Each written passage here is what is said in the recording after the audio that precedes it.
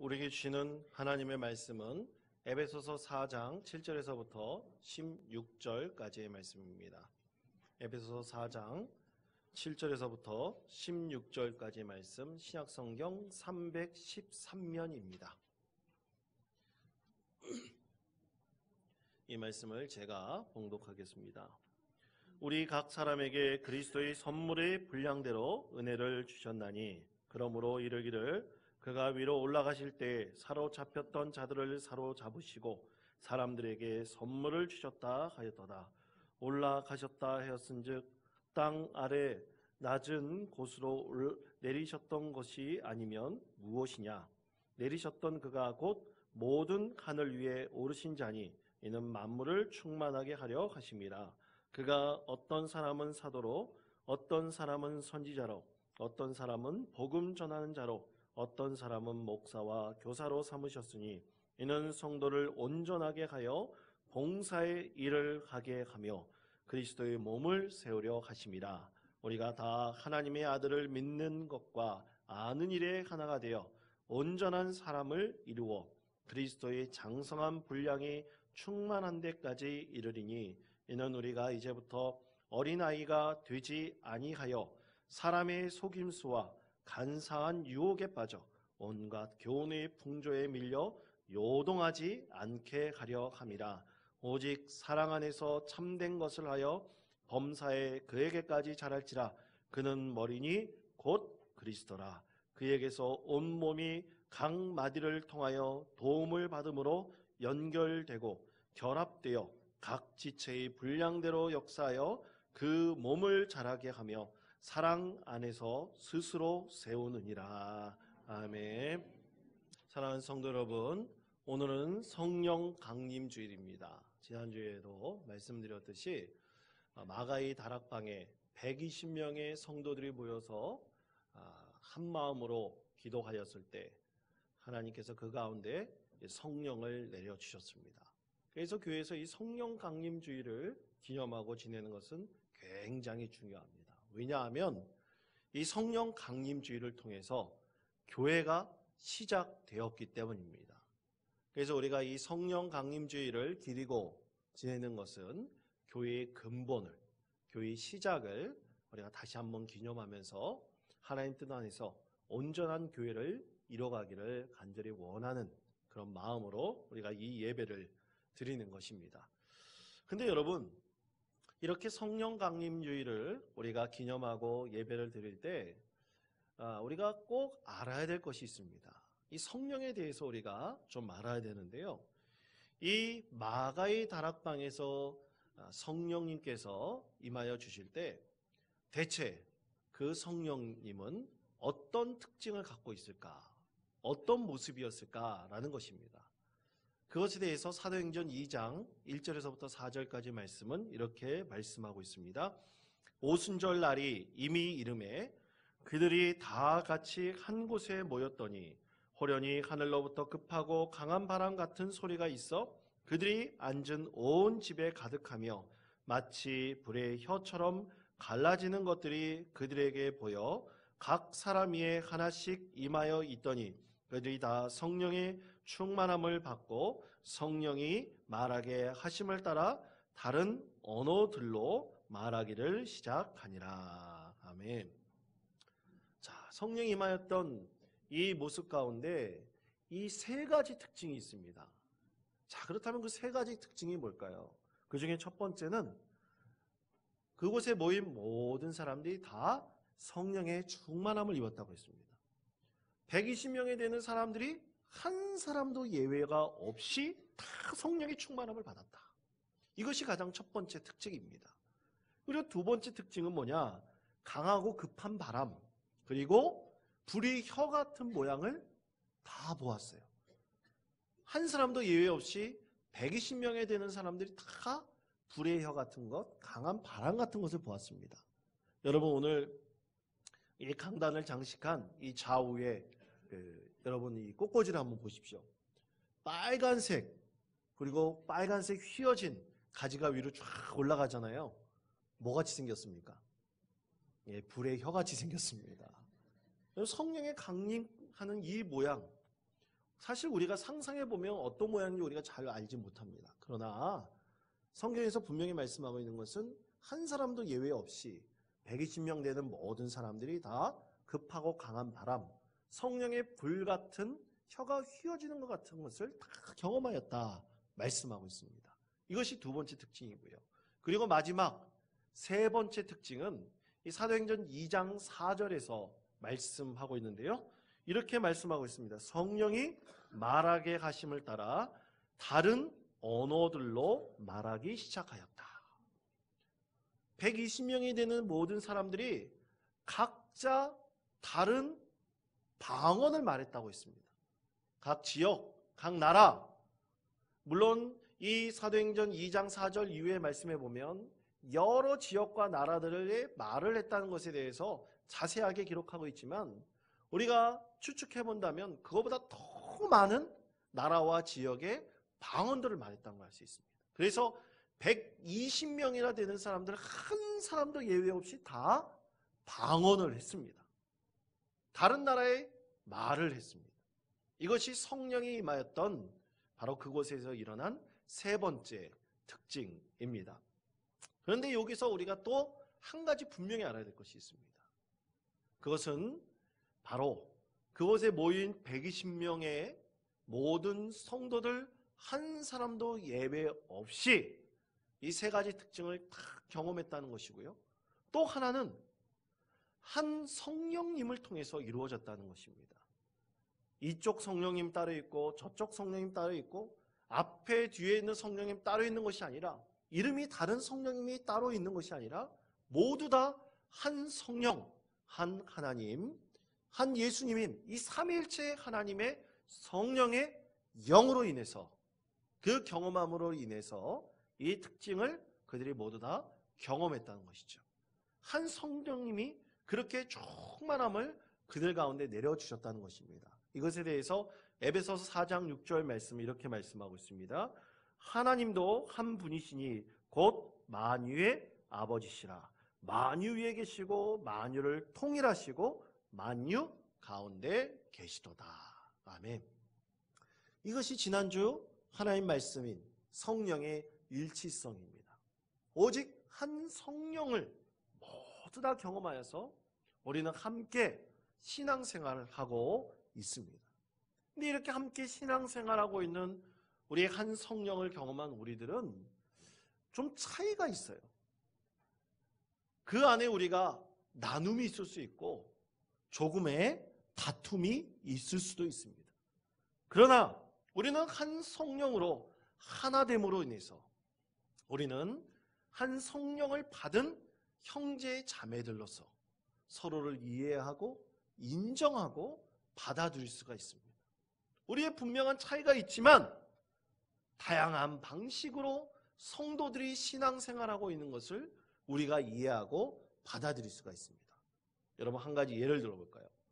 여러분 우리 교회에 쌍둥이들이 좀 있습니다.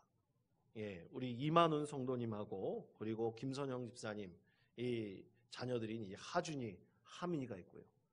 강명수 그리고 윤민아 집사님의 자녀인 이 주성, 주원이가 있습니다. 근데 저는 그 애들을 볼 때마다 야 누가 주성이고 누가 주원이냐, 누가 하준이고 누가 하민이냐 맨날 헷갈립니다. 저도 그랬습니다. 저 어렸을 때 새 쌍둥이로 자라나가지고요. 저도 사람들이 보면 야 누가 지수냐, 누가 은수냐, 누가 광수냐 그러면서 맨날 이렇게 묻는 것을 이렇게 제가 당하기도 했습니다. 여러분 그런데 이 쌍둥이들이 있잖아요. 누구는 확실하게 알 수 있습니까? 부모들은 확실하게 알 수 있습니다. 누가 뭐래도 부모는 절대로 헷갈리지 않습니다. 왜냐하면 그들의 부모이기 때문에 그런 것입니다. 여러분 우리 신앙생활하는 것도 다 마찬가지입니다. 우리는 다 한 성령을 받아 한 믿음의 형제 자매들이 됐잖아요. 그런데 이 믿음의 형제 자매들이 한 성령을 받았지만요. 여러분 한 성령 받았다고 다 똑같습니까? 쌍둥이들이 나중에요. 얼굴은 비슷할지 모르지만 나중에 행동하는 것은 다 각자 차이가 있습니다. 유전적으로 차이가 있고요. 성격도 다 차이가 있습니다. 나중에 완전히 다른 모양새를 가집니다. 그것처럼 우리 성도들은 한 성령을 받았지만 똑같은 그런 사람들입니까? 똑같은 신앙생활을 하나요? 그렇지 않습니다. 각자 다른 신앙생활을 하고 있어요. 그것에 대해서 아주 잘 밝혀주고 있는 책이 한 권이 있는데 그 책 한 권을 소개시켜드리겠습니다. 그것은 게리 토마스가 쓴 영성에도 색깔이 있다라는 책입니다. 이 영성에도 색깔이 있다라는 이 책에는 사람이 예수 믿고 변화되잖아요. 예수 믿고 변화되면 그는 9가지 영성의 그 방식으로 신앙생활한다. 그는 그렇게 구분을 하고 있습니다. 물론 9가지 이상이 될 수가 있어요. 더 많을 수 있습니다. 근데 그는 9가지로 구분하고 있는데 이것을 알려면 영성이 무엇이냐? 이 영성에 대해서 한번 말씀드린 적이 있는 것 같은데 이 영성은 여러 가지로 정의할 수가 있습니다. 그래서 한 가지 뜻이 아니에요. 굉장히 많은 뜻을 가지고 있는 그런 단어인데 이 영성이란 하나님과의 관계를 맺는 방식입니다. 또 하나님과 가까이워지는 방식이에요. 근데 여러분, 사람들이 한 성령을 받았지만 다 달라요. 성격이 다 다르고 습관이 다 달라요. 그래서 하나님과 가까워지는 이 영성, 그것을 통해서 하나님께로 나아가는 방법들이 다 틀립니다. 어떤 사람은 부르짖으면서 기도해야지 속이 시원하고 또 응답받는 것처럼 그렇게 하나님과 관계를 맺는 사람이 있고요. 어떤 분은 조용히 기도해야 됩니다. 한마디도 얘기하지 않고 침묵으로 기도해야지 좀 기도한 것처럼 하나님과 가까이 나아가는 그런 성도들이 있습니다. 또 어떤 분은 찬양을 해야 돼요. 또 찬양을 할 때 가만히 있으면 안 됩니다. 춤을 추면서 드럼을 치고 기타를 치면서 성경에 말씀하고 있는 것처럼 소고를 치면서 그렇게 열광적으로 찬양해야지 하나님께로 나아갈 수 있는 그런 분도 계세요. 근데 어떤 분은 찬송가만 좋아합니다. 어떤 분은 예배 드릴 때 이렇게 전통적인 예배를 드려야지 정말 하나님께 나아갈 수 있는 그런 분이 계세요. 어떤 분은 찬양 예배를 드려야 됩니다. 어떤 분은요, 성경을 필사만 해야 돼요. 어떤 분은 성경을 읽어야 돼요. 어떤 분은 성경을 큐티하고 묵상해야지 꼭 하나님께로 나아가는 그런 영성을 갖고 있는 분도 있어요. 그처럼 우리는 다 영성을 하나님께서 주셨는데 영성의 모양과 색깔, 하나님께로 나아가는 방법들은 다 동일하지 않습니다. 다 각자 차이가 있습니다. 이것이 바로 성령의 다양성이죠. 그래서 성령께서 우리 가운데 임재하는 방식들도 다 다릅니다. 그래서 우리 안에서 활동하는 것은 다 다른 것이죠. 그럼 이런 성령님께서 우리 안에서 일을 하시고 활동을 하시는데 그런 성령님은 대체 어떤 일을 하실까요? 대체 성령님은 무슨 일을 우리를 통해서 이루어가고 계실까요? 그것은 오늘 성경에서 3가지로 말씀하고 있습니다. 그 중에 첫 번째는 성령님은 하나님의 선물, 은사를 주십니다. 여러분 저를 따르시기 바랍니다. 성령님은 하나님의 선물, 은사를 주십니다. 예. 여러분 오늘 에베소 4장 7절, 8절 말씀을 보십시오. 제가 읽겠습니다. 우리 각 사람에게 그리스도의 선물의 분량대로 은혜를 주셨나니 그러므로 이르기를 그가 위로 올라가실 때 사로잡혔던 자들을 사로잡으시고 사람들에게 선물을 주셨다 하였도다. 아멘. 자, 이 말씀에서 성령님이 우리에게 선물을 주셨다 말씀하고 있는데 이 선물은 은혜라는 말로도 번역을 해도 됩니다. 이 선물 은혜예요. 받는 거죠. 여러분 이 생일이 맞이했을 때 여러분 생일에 아주 조그만 케이크라도 선물 받으면 여러분 마음이 어떻습니까? 기쁘죠. 저 이번에 처음 생일 파티를 거대하게 교회에서 열어줬는데 제가 세상 태어나서 꽃갈모자는 처음 써봤습니다. 근데 여러분 그런 생일 잔치를 하게 되면 참 어떻습니까? 마음이 기쁘죠. 여러분 또 내가 전혀 생각지 않은 사람에게 감사의 선물을 받았다고 생각해 보세요. 여러분 마음이 어떨까요? 기쁘고 감사합니다. 그러니까 우리가 누구에게 선물을 받으면 다 그것이 기쁨이 되고 또 감사의 제목이 됩니다. 그런데 여러분 한번 생각해 보십시오. 그 선물이 다 똑같습니까? 아니면 정말 내가 원하는 선물을 다 받던가요? 아마 그렇지 않을 거예요.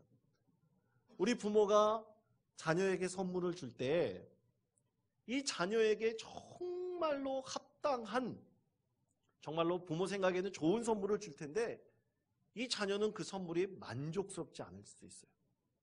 하지만 부모는 이 자녀에게 그 선물을 줄 때는요, 이 자녀에겐 정말로 좋은 것이다 생각하고 그 선물을 줄 수가 있습니다. 그래서 하나님께서는, 우리 영적인 아버지 되신 우리 하나님께서는 우리 자녀들에게 다 각자 선물을 주셨는데요. 근데 이 선물의 모양은 다 달라요. 그래서 이 선물에 대해서 성경은 은사라고 부릅니다. 여러분 저를 따라 주시기 바랍니다. 은사. 예, 선물이 곧 은사예요. 하나님께서 우리의 모든 예수 믿는 성령을 경험한 모든 사람들에게 은사를 다 주셨어요. 그것에 대해서 오늘 에베소서 4장 11절 말씀이 이렇게 말씀하고 있습니다. 그가 어떤 사람은 사도로, 어떤 사람은 선지자로, 어떤 사람은 복음 전환자로, 어떤 사람은 목사와 교사로 삼으셨으니. 아멘. 하나님께서 은사를 주신 게 어떻게 같습니까? 다 달라요. 동일하지 않습니다. 사도, 선지자, 복음 전환자, 목사, 교사 다 달라요. 하나님께서 이렇게 각자 다른 선물을 적당하게, 적절하게 하나님께서 우리에게 주셨습니다. 그런데 여러분, 이 은사, 하나님께 주신 선물은 우리가 어떻게 받을 수 있을까요? 어떻게 하면 받을 수 있을까요? 원해야지 받을 수가 있습니다. 간절히 갈망해야지 받을 수가 있습니다. 하나님께 손을 내밀어서 하나님 주십시오. 이 은사를 저에게 주십시오. 간절한 마음이 있을 때 하나님께서 그 선물을 주세요. 어떤 사람이 나는 선물이 싫습니다. 받기 싫습니다. 어떻게 그런 마음을 갖고 있는 사람에게 하나님께서 선물을 주실 수 있겠습니까? 하나님께서는 간절히 그 선물을 받기를 원하는, 성령의 은혜를 받아 받기를 원하는 자에게 반드시 그 선물을 주십니다. 중요한 것은 우리가 마음에 갈망하는 것이죠. 그 선물을 달라고 기도하는 것입니다. 여러분, 그것에 대해서 한 선교사의 이야기를 여러분에게 들려드리겠습니다. 임은미 선교사의 간증입니다. 여러분 들어보시기 바랍니다. 내가 살고 있는 것이 리무르, 티필, 티밭이에요. 내가 지금 걸어가잖아요. 그러면 아래에서 이 꼬마들이 나를 올려다 봅니다. 우리 교회 주일학교 애들이에요. 그러니까 내가 선교사인 줄 알아요. 내 이름이 유니스니까 내 이름을 불러요. 아래에서 나를 올려다 보면서 내가 지나가면 이렇게 불러요. 유니스! 목이 터져라. 유니스! 유니스! 막 이런데 얼마나 내 이름을 부르는지 나한테 아무것도 달라 그런 건 없어요. 그러나 내가 알아요. 얘네들 신발이 없어요. 맨발로 다니거든요. 근데 유니스 할 때 저것들 신발이 없는데 신발 사줘야지, 그 생각이 들어요. 그 다음에 또 유니스 이러면 저 녀석들 밥을 하루에 한 끼 먹는데 밥도 좀 많이 줘야 되는데 빵을 사줄까? 또 유니스 이러면 쟤네들 학교도 없는데 내가 돈 많이 있으면 학교도 지어주면 좋겠다, 이런 생각을 해요. 선한 생각이 계속 나게 있다는 이야기예요. 근데 걔네들이 그 누구도 나한테 유니스 신발 없어요, 신발 사주세요, 아무도 안 그랬어. 그러나 내 이름을 부르는 순간순간 쟤네들 뭐가 필요한데? 이게 무슨 이야기냐 하면, 여러분이 기도할 때 쫙 이러면은요, 여러분의 마음을 하나님이 왜 모르겠어요. 여러분 필요한 거를 하나님이 아세요. 그리고 하나님이 여러분을 정말 사랑하세요. 주고 싶지. 왜 안 주고 싶겠어요? 그러나 부르짖어야 말이지. 부르짖지 않으면 또 하나님의 말이 또 감동이 안 간다니까. 그래서 오늘은 여러분의 필요가 있을 겁니다. 어떤 것이 필요로 하는지, 그것이 공부인지, 돈인지, 건강인지, 관계 회복인지, 아니면 영성의 회복인지 하나님 알고 계십니다. 겉으로 크게 내가 말로 표현하기 싫으면, 어려우면, 불편하면 그냥 주여 이름을 부르세요. 주여, 주여. 사랑하는 성도 여러분, 하나님께서는 우리에게 선물을 주기 원하시는데 우리가 하나님을 부르지 않는다면 어떻게 하나님께서 선물을 주시겠습니까? 그것이 바로 우리 하나님의 마음입니다. 그러므로 성도 여러분, 부르짖으십시오. 주님을 찾으십시오. 주님, 내 사정을 아시오니 내게 은혜를 베풀어 주십시오. 그렇게 부르짖으며 늘 하나님을 찾으시는 우리 성도님들 되시기를 바랍니다. 두 번째로, 그리스도의 몸을 세우시기 위해서 성령님께서 오셨습니다. 여러분 저를 따라 주시기 바랍니다. 그리스도의 몸을 세우시기 위해 성령님께서 오셨습니다. 여러분, 다 같이 12절 말씀 보십시오. 12절 말씀, 우리 화면에 있는 말씀을 다 같이 한 목소리로 봉독하겠습니다. 이는 성도를 온전하게 하여 봉사일을 하게 하며 그리스도의 몸을 세우려 하심이라. 아멘. 자, 여러분, 성령님께서 우리에게 은사를 주셨잖아요. 선물을 주셨잖아요. 근데 여러분, 선물을 괜히 주십니까? 선물을 주신 데는 반드시 목적이 있어요. 그 목적은 바로 오늘 말씀하신 그대로 그리스도의 몸인 교회를 세우기 위해서입니다. 우리 하나님께서는 우리에게 성령님을 베풀어 주셔서 우리가 정말로 은혜 받고 성령이 충만함을 얻게 하셔서 그 가운데 우리 모든 자녀들에게 은사를 베풀어 주셨는데요. 그 은사를 사용해서 우리 모두 하나님의 몸인 이 교회를 온전히 세워나가러 하십니다. 그래서 하나님께서는 봉사일을 하게 하시고 섬김의 일을 하게 하세요. 우리에게 주신 그 은사를 충분히 사용하여서 정말 영적인 성숙함을 통해서 이 교회를 교회답게 만들어 가시고 우리 그리스도께서 우리에게 주신 이 지상에서 하나님 나라를 이뤄가라는 그것을 봉사하고 섬김을 통해서 우리 하나님께서 이뤄가고 계신 것입니다. 그런데 어떤 자들은 그 은사를 받고요 그냥 낭비하고 있습니다. 자신의 영광을 위해서 사용하려만 합니다. 과연 그것을 하나님께서 인정해 주실까? 하나님께서 우리가 받은 그 은사를 통해서 우리가 믿음의 성숙함을 이루고 그것을 통해서 봉사와 섬김을 통해서 하나님 영광을 올려드리기를 간절히 원하고 계십니다. 그것에 대해서 14절은 이렇게 말씀하고 계십니다. 이는 우리가 이제부터 어린아이가 되지 아니하여 사람의 속임수와 간사한 유혹에 빠져 온갖 교훈의 풍조에 밀려 요동하지 않게 하려 함이라. 아멘. 이 은사를 주셔서 은사를 충분히 사용하고 봉사하고 섬기는 자에게는요 세상의 풍조에 밀려 요동하지 않게 해주신답니다. 그리고 어린아이가 되지 않게 하신대요. 세상의 속임수와 간사한 것에 빠지지 않게 해주신대요. 왜냐하면 우리가 영적으로 성숙하고 봉사와 섬김을 위해서 우리가 하나님의 사역을 감당하게 되면요 어찌 우리가 세상의 풍조에 이리저리 흔들릴 수 있겠습니까? 세상의 유혹에 빠질 수 있겠습니까? 성령님께서 우리를 지켜주시고 우리의 마음을 주장해 주시는데 어찌 우리가 세상의 간사함 속임수에 빠져서 세상의 풍조에 따라 살 수 있겠습니까? 그럴 수 없는 것이죠. 예전에 중국에서 이제 교회를 개척한 제 선배 목사님이 계십니다. 한인들을 대상으로 교회를 개척했어요. 근데 여러분, 이제 지금은 우리나라에 이제 중국으로 진출한 기업들이 자꾸만 돌아오고 동남아시아로 가고 있잖아요. 근데 예전에 중국이 참 호황을 누릴 때 우리나라 기업들이 많이 갔습니다. 그 주재원들이 그래서 굉장히 많았어요. 그래서 교회를 개척해서 이제 그 성도들을 참 믿음의 사람으로 변화시키려고 그러는데 이 교회에 나오는 분들이 이런 분들이 있는 거예요. 주일날만 딱 예배 한 번 드리고 사라져 버리는 거예요. 다 사라져 버립니다. 그러면 평일날 뭐 하느냐? 그런 남자들은 가서 일을 한다고 하죠. 그런데 집안에 있는 여자들은 할 일이 없어요. 그럼 뭐 하느냐? 아침에 애들 학교 다 국제학교 같은 데 보내고 난 다음에 놀러 다니는 겁니다.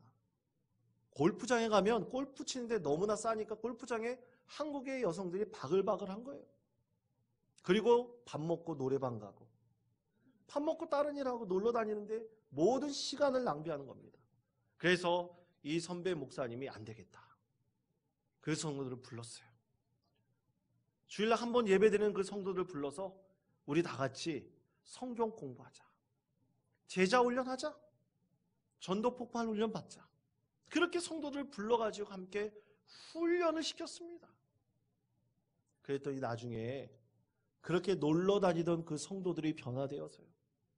하나님의 은사를 받은 그 성도들이 훌륭한 교회 일꾼들로 됐고요. 그분이 또 많은 분들을 전도하고 그분의 삶을 통해서 많은 이들에게 영향력을 미치게 되었다고 합니다. 놀라운 하나님의 은혜인 것이죠. 여러분, 그렇습니다. 우리 하나님께서 우리에게 성령을 주셨잖아요.